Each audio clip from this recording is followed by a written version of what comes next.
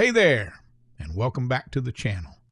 Today we're diving into a condition you've probably never heard of, unless it popped up on your blood test.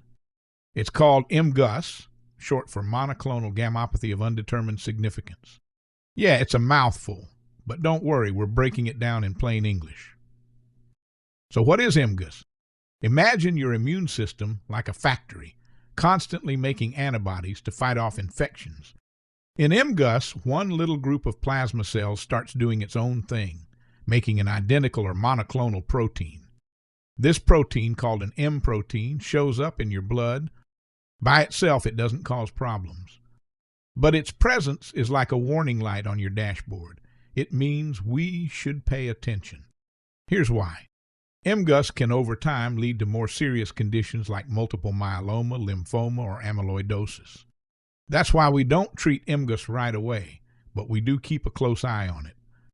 Now let's talk causes. We don't know the exact trigger, but some patterns stand out. MGUS becomes more common with age, especially after 50. It's more frequent in African Americans. It might run in families. And people with chronic immune stimulation, think frequent infections or autoimmune diseases, may be at higher risk. There are actually 3 different types of MGUS. Non-IgM MGUS, which is the most common and can progress to multiple myeloma.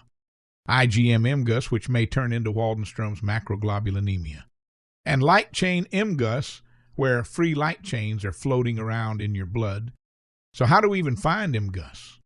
Usually by accident, during blood work for something totally unrelated. If a doctor sees something suspicious, they'll run a few key tests. SPEP and immunofixation to detect the M protein. Serum-free light chains, a complete blood count, calcium and kidney tests, and if things look borderline or high risk, maybe even a bone marrow biopsy. Once MGUS is confirmed, the next question is, what's the risk of it turning into something worse? It looks at 3 things. Is the M protein above 1.5 grams per deciliter? Is the antibody type something other than IgG? And is the free light chain ratio outside the normal range? The more of these boxes you check, the higher your risk. Monitoring is key. If you're low risk, you might just need a checkup once a year. If you're higher risk, your doctor may order labs every few months to stay on top of things. Now, here's something important. MGUS is not cancer. It doesn't need treatment, but it does need respect. Think of it like a quiet signal from your immune system saying, keep an eye on me. So what should you watch for? Unexplained fatigue, bone pain, unintentional weight loss, numbness or tingling, and more frequent infections.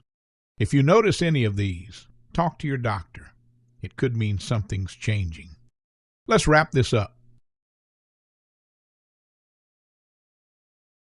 Most people never have symptoms, but regular follow-up is crucial to catching anything early.